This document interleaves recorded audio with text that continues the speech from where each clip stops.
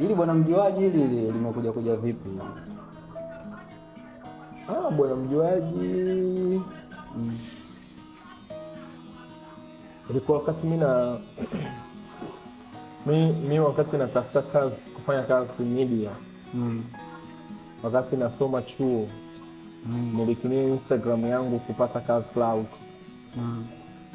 Kwa ukiacha page yangu ambayo nilikuwa nayo yenye jina la Remy, nilifungua page lenye jina ambalo litakuwa rahisi watu kulikariri. Ndio. Inaitwa Bwana Mjuaji. Nikawa naandika vitu ambavyo navijua kuhusu media. Yaani kwa mfano Clouds wakiachia kampeni hivi. Sasa ilikuwa Clouds. Mimi of course nilikuwa na ndoto ya kufanya kazi kwenye media moja tu, Clouds. Niliona kwamba ni media ambayo nafanana nayo, na nikiwepo nikafanyia kazi nitafanya vizuri, kwa sababu yani kuna namna tunafanana. Yani namna yangu ya kubuni na namna ya Clouds inavyobuni kuna mahali ilikuwa inafanana. Kwa hiyo nikawa natumia hiyo page ya Bwana Mjuaji kuwa naandika vitu ambavyo navijua kuhusiana na media, hasa vitu ambavyo vinaendelea Clouds kama campaign. Nasema Clouds leo wametambulisha kampeni mpya, labda amewekewa nguvu kwa mwaka huu, kwa nature ya mwaka ulivyo. Ningetamani kuona wakiongeza kitu hiki, kitu kile. Wameachia Ndondo Cup, na natoa pale ushauri kwenye page, alafu na wataji mabosi pale, na mtagi Sebastian Maganga, na mtagi Nchakari, na mtagi Shafi Dauda. Na kweli ililipa. Kwanza ilikuwa rahisi wao kunikariri kwamba Bwana Mjuaji huyu. Lakini cha pili ilikuwa rahisi kwa sababu wamekariri hilo jina. Ilikuwa rahisi wao kusimuliana kuhusu mimi, na baadaye kweli kabisa wakanichukua. Na nakumbuka mimi nimechukuliwa Clouds mwaka 2020 wakati wa COVID, wakati wa corona.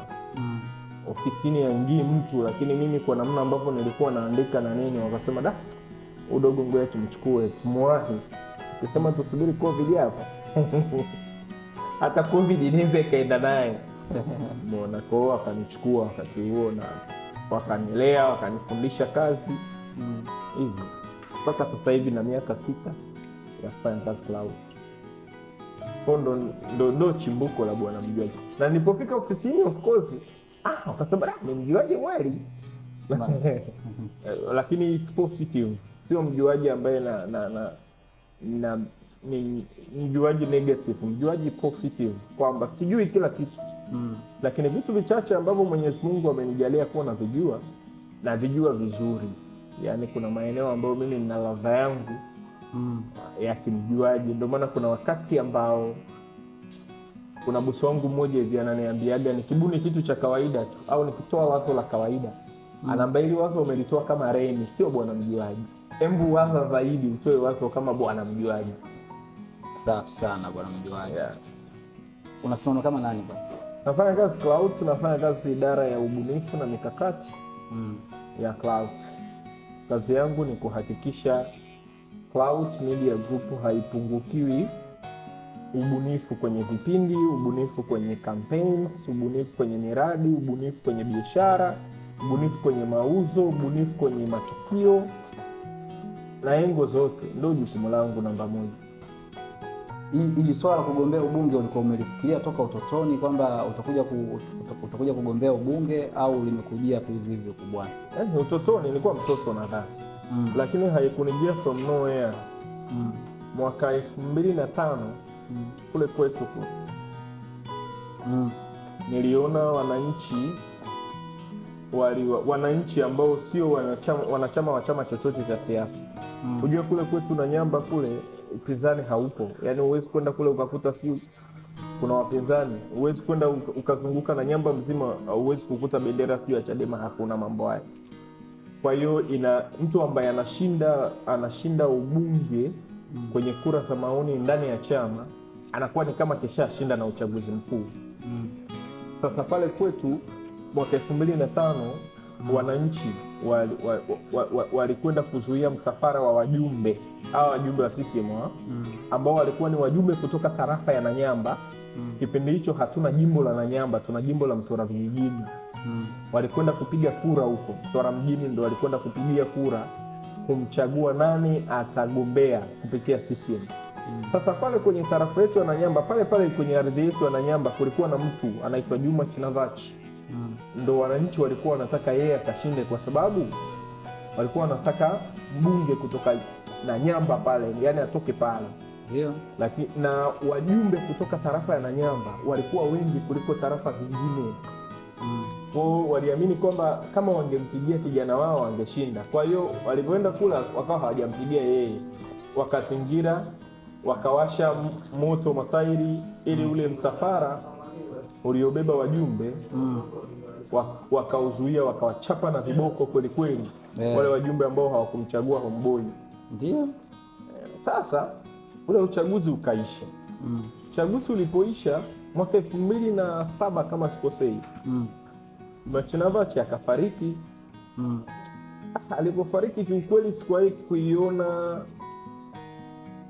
kuona watu wa Nanyamba wakiwa na huzuni kama siku ile. Ndio. Walihuzunika sana kwamba ndoto yao ambayo walimbebesha mtoto wao Juma Chinavachi imeishia katikati kwa yeye kufariki. Unaona, kwa kutoka siku ile mimi nikairithi ile ndoto, nikasema basi kwa sababu huyu amefariki, mimi siku moja nitakuja kuwa mbunge wa jimbo ambaye natoka kwenye ardhi ya Nanyamba hapa hapa. Na wakati huo nilikuwa nadhani kwamba pengine watu wa Nanyamba ni wabaguzi. Lakini kumbe baadaye nilipokuwa nimekuwa nasoma nikagundua kwamba mji wa Nanyamba ni mji mkongwe kuliko miji ya Tunduru, Songea na mingine ambayo kiukweli imeendelea kiuchumi. Lakini Nanyamba licha ya ukongwe wake imeendelea kuwa mji wa kawaida, pameendelea kuwa kijijini. Licha ya kuwa ni mji unaokua mpaka sasa hivi tumekuwa halmashauri na jimbo, lakini kuna namna tunakwenda mdogo mdogo. Yaani hatukui vile ambavyo tulipaswa kukua. Ndio. Kwa wananchi wanataka mtu ambaye atakuwa kiongozi mwenye uchungu na hapo, ambaye amezaliwa pale. Ana wazazi pale, ana ndugu jamaa na marafiki zake pale. Ambaye hata asipofanya kwa ajili ya wananchi atafanya kwa ajili ya hao ndugu zake. Kwa ndo maana walitaka ardhi ya kwa Charile ipate heshima ya kumtoa mtoto ambaye amezaliwa pale, kitovu chake kimezikwa kwenye ardhi ile, aweze kuwa mbunge. Kwa huko ndiko ambako mimi nilipata ndoto ya kugombea kuwa mbunge. Na mwaka jana nikaenda kujitambulisha kugombea. Bahati mbaya safari yangu ya kugombea iliingia doa kidogo, kwa sababu karibu ya uchaguzi nilimpoteza baba yangu mzazi. Pole sana. Asante. Maana so yeye ambaye ndo alikuwa nguzo, lakini pia nilikuwa nimetoka kwenye msiba. Kwa hivyo nimekwenda kwenye uchaguzi nikiwa sina vibe, nilikuwa na maombolezo bado. Kwa hiyo tumeanza safari wana Nanyamba ya kuipatia mji wetu heshima. Ndio.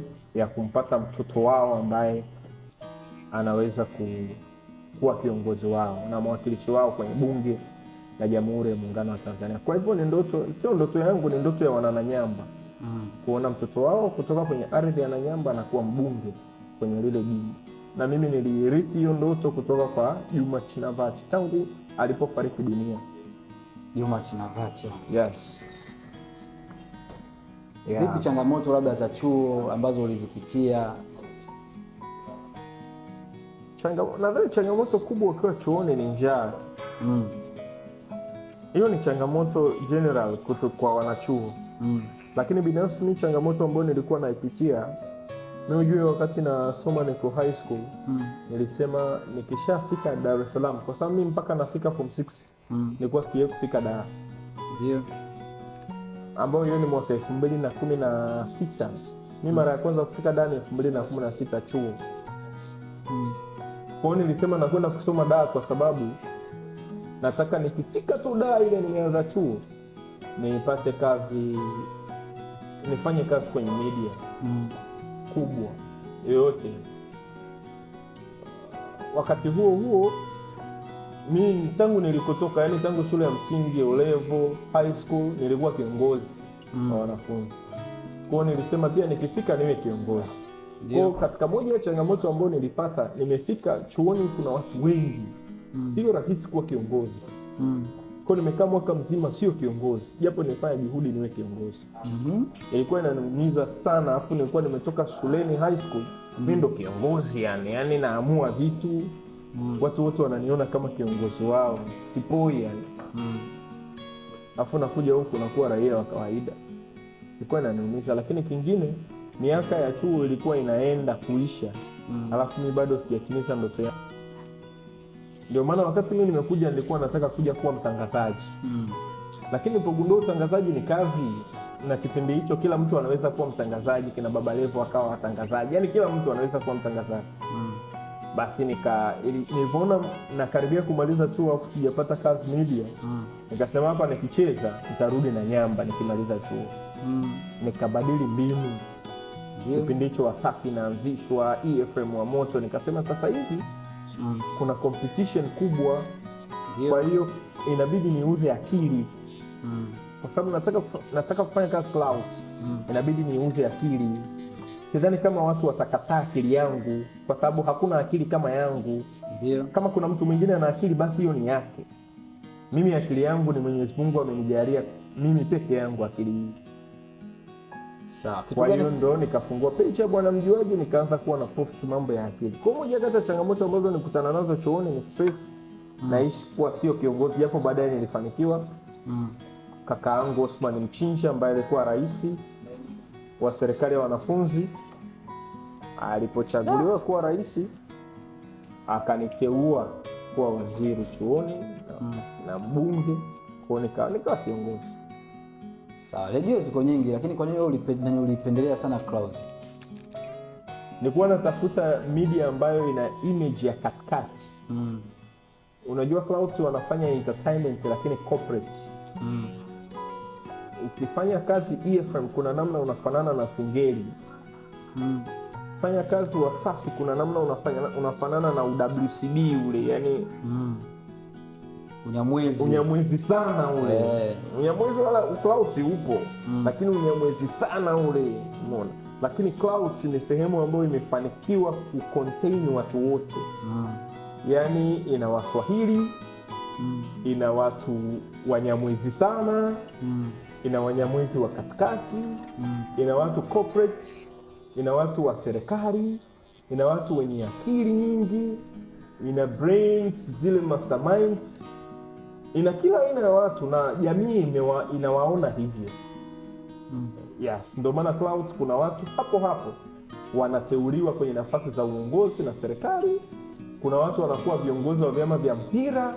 Kuna watu wanakuwa mameneja wa wasanii na waandaaji wa matamasha. Kuna wengine pia wanakuwa hata wasanii na kadhalika. Kuna watu wote, yani ni sehemu ambayo ni corporate inaaminika hata na taasisi kubwa kama ya urais, kiasi ambacho kuna watangazaji wao na wafanyakazi wao wanateuliwa. Kwa hiyo ndo maana Clouds. Safi. Na mwanzo nilikuuliza kuhusiana na changamoto za wanachuo, labda au changamoto gani ambazo ulizipitia chuo. Jibu lako la kwanza likawa njaa. Mimi nitaka ufafanue zaidi kuhusu hiyo njaa chuo inakuwaje mpaka mwanafunzi anakuwa na njaa inakuwa kama ni changamoto yake ya kwanza. Chuoni kuna njaa. Chuoni kuna njaa kwa sababu ndo unaenda kujitegemea kwa mara ya kwanza. Kwa sababu kwenye ngazi zingine za elimu ama utatokea nyumbani kwa wazazi mtashare chakula chochote ambacho kinapatikana nyumbani, ama utakuwa umetokea boarding ambako huko kuna watu wengine ndo wanajua utakula nini, utavaa nini, utatibiwa na nini na kila kitu. Lakini ukija chuo unaanza kujitegemea na haufanyi kazi. Na bahati mbaya kwenye nchi yetu na hasa Afrika, watoto tunalelewa, tunafundishwa sala, namna ya kusali, kumuomba Mwenyezi Mungu. Tunalelewa namna ya kuheshimu wakubwa. Tunalelewa namna ya kujali ratiba. Tunalelewa namna ya kuzijua mila na desturi zetu katika maeneo yetu, lakini hatulelewi namna ya kucontrol pesa. Kwa hiyo hata kama ukipata mkopo, ukapata boom, yani ni ngumu kucontrol ikakufikisha mpaka upate boom lingine tena. Kwa hiyo lazima hapo njia zitatokea katikati, lakini pia si wengine tumetokea kwenye familia ambazo tayari wewe una mkopo pale. Bumu likipatikana, ndugu yangu, inabidi kuna namna uweze kutuma nyumbani, uweze kusaidia ndugu jamaa na marafiki. Kwa hiyo njaa yani haizuiliki, lakini mimi namshukuru Mwenyezi Mungu, katika njaa ilikuwepo, lakini katika kitu ambacho nakishukuru ni kwamba chuo chetu sisi kilikuwa Mabibo kule Uswahilini, ujue. Ndio. Kwa nilipanga kule Mabibo makutano Barcelona kule. Kule bwana, ukitaka maharage ya jero unapata. Ndio. Mimi kule nilikuwa na sehemu inauzwa maharage ya jero, lakini kwa sababu nilikaa sehemu hiyo kwa miaka 3 mfululizo, nilikuwa na sehemu ya kukopa maharage, nilikuwa na sehemu ya kukopa bandaumiza kuangalia mechi, nilikuwa na duka la kukopa tambi, mchele, sijui nini. Nikagundua pia kuna siku naonaga uvivu kupika, nikawa na sehemu ya kukopa kwa mama ntilie. Ndio. Nilikuwa pia na sehemu ya kukopa bodaboda. Mimi nilikuwa wakati nasoma chuo sinapambana niingie media. Wakati napambana kuingia media pia nilikuwa napata michongo na MC event.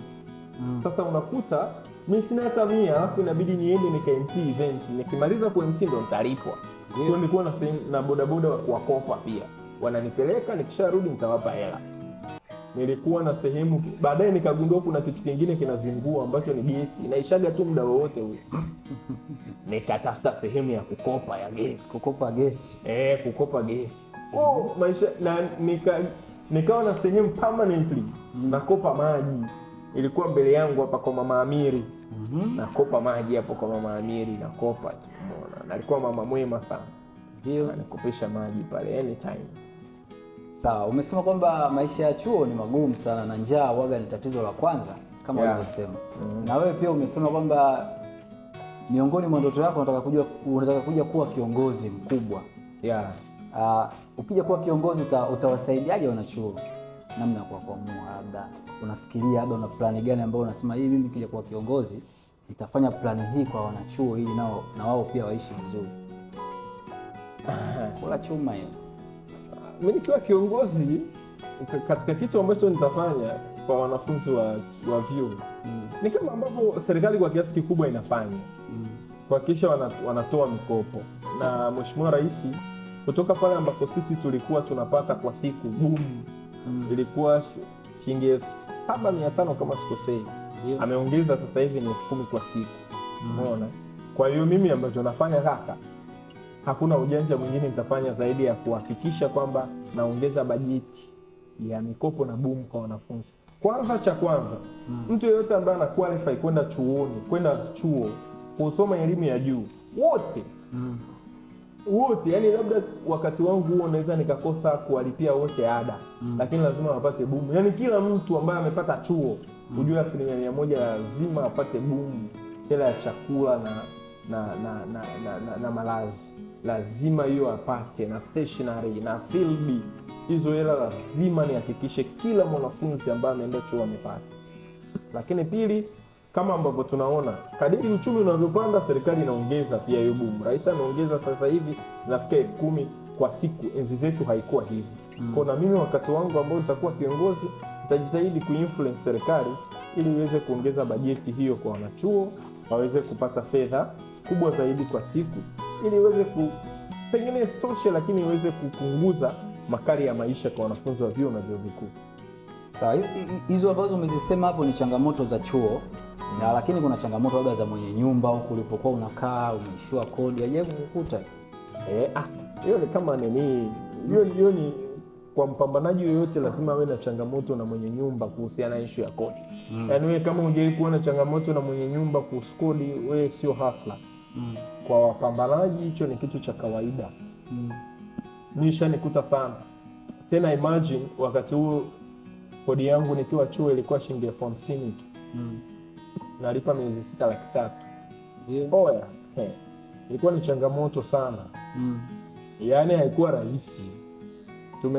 Tumepambana sana. Nilikuwa napata stress, ndio si ajabu nilikonda kinoma. Moja kati ya kitu ambacho kilikuwa kinanikondesha ni kodi. Kwa sababu kwanza ratiba za kodi na boom zinatofautiana. Kwa hiyo bubu ukiingia unaona acha ni hele kidogo. Ndio maana mnanunuaga PC simu 2. Mimi nilikuwa sinunui PC. Sijawahi kumiliki PC mpaka ukubwani kazini ndo nimepewa PC. Lakini sinikuambia nakopa gesi, nakopa bandaumiza, nakopa huko sasa naenda nalipa. Kwa pesa ikija napitiliza sasa. Unalipa, unatuma nyumbani, lakini pia mimi nilikuwa napenda badala ya laptop mimi nilikuwa napenda TV. TV nini niwe nayo, nabadilisha carpet, nalipia kinyamuzi. Nilikuwa napenda ghetto. Of course, nilikuwa napenda taarifa, nilikuwa napenda pia nyumbani kwangu pale patoshe yani. Nikiwa na vitu vingi ambavyo navihitaji nje ya nyumbani. Kwa hiyo nilikuwa nahakikisha vitu kama hivyo. Kwa hiyo mapambano na mwenye nyumba wangu alikuwa anaitwa Kevin. Umeona? Nimeshasahau jina la mbele. Mwakijinga alikuwa mwenye nyumba wangu. Tulikuwa tunasumbuana mwanzo inafika wiki 2 kabla sijapata, lakini kuna muda ndio tulizunguana kabisa. Moja hiyo mpaka nilipelekwa serikali ya mtaa. Jariba pango la 3. Umeona? Mabibo huko. Ndio naambiwa bwana nihame pale. Kuna rafiki yangu mmoja hivi nimetoka naye nyumbani huko nikamcheki. Anaitwa Shafii Champunga. Ndio akaja akakopa hela mahali akalipa pale.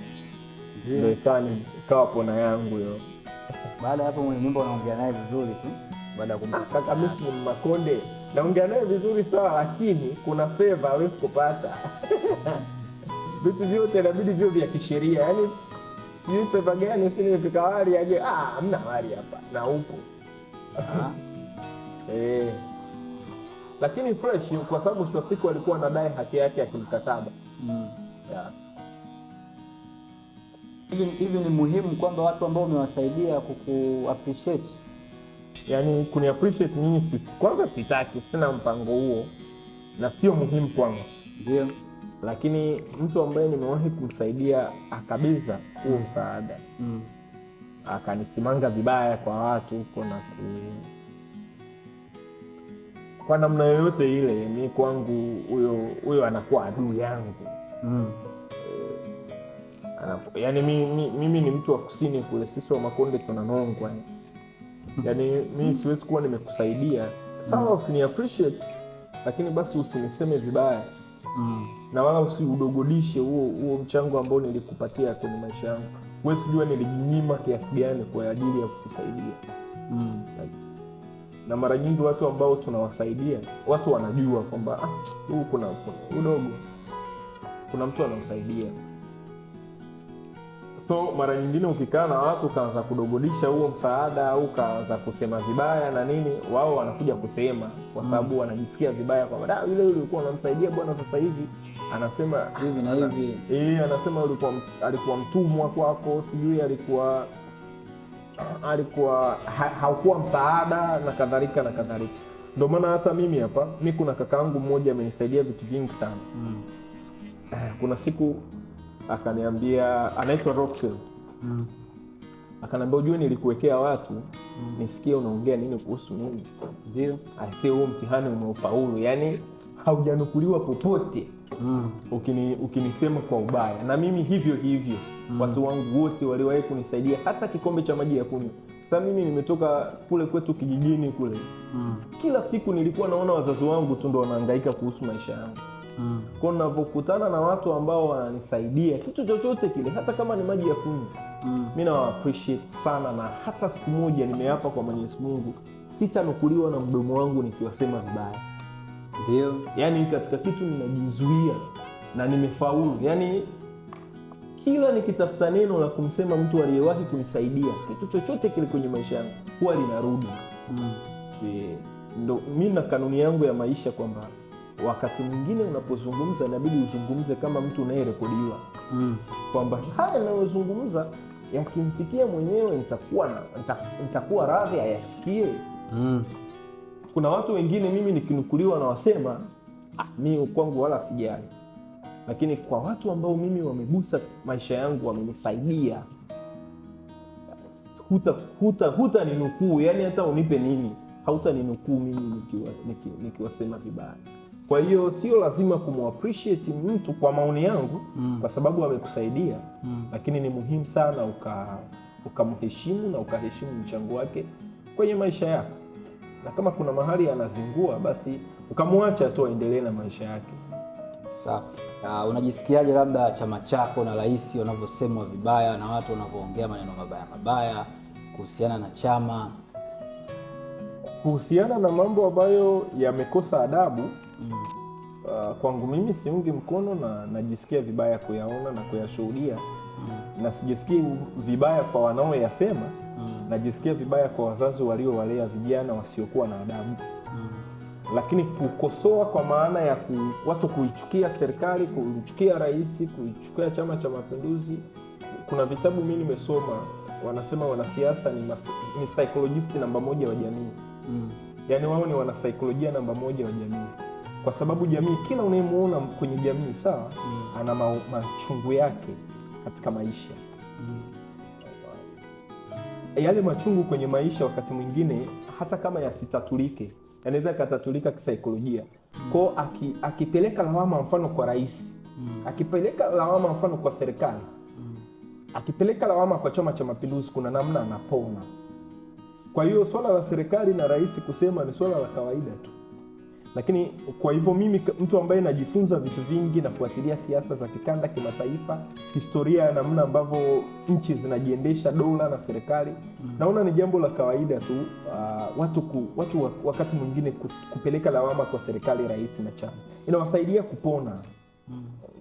Inawasaidia kupona kwa sababu nitakupa mfano. Serikali ikisema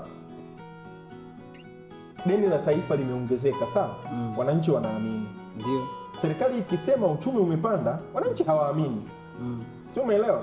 Ndio. Ripoti ya tume ya uchunguzi wa yaliyotokea Oktoba 29 imesema kwamba kuna haja ya kufanyika kwa mabadiliko ya katiba. Inasema kwamba watu wengi walichukia na walitaka mabadiliko kwa sababu ya watu wengi walitekwa. Wananchi wanaamini na kuunga mkono tume. Lakini tume hiyo inasema kwamba kwenye uchunguzi wao pia wamebaini zile vurugu zilikuwa zimefadhiliwa na kuwa coordinated. Watu hawaamini. Sio, umeelewa? Nakuelewa. Kwa sababu hayo yanawasaidia kupona. Yaani kuna mtu anaona kwamba hii nyeupe, yaani ushakuwa nini, mimi ni shabiki wa Yanga. Nikiona mahali hata Simba wanazushiwa kitu, najua huu ni uzushi. Lakini naona bora tu wazushiwege Simba hao, wavurugane papite. Sio, unanielewa? Kwa sababu inanisaidia kufanyaje? Kupona. Kwa hivyo wanasiasa ni psychologist namba 1 wa umma. Ndio maana kuna rais mmoja wa Marekani wa zamani alisema, kama unataka kupendwa kwenye siasa, utaki watu wakukosoe na nini, enda kauza ice cream. Viongozi watu watawakosoa tu, watu watawacho. Lakini mwisho wa siku ukimaliza kumlaumu rais, ukimaliza kumlaumu CCM, ukimaliza kuilaumu serikali, unajua kabisa kwamba zamu yako ya kulipa bili ya umeme inakusubiri, unatakiwa kulipa. Zamu yako ya kulipa pango inakusubiri, unatakiwa kutoa keshi. Bando linaisha, inabidi ukanunue. Inabidi ukanunue. Kwa hiyo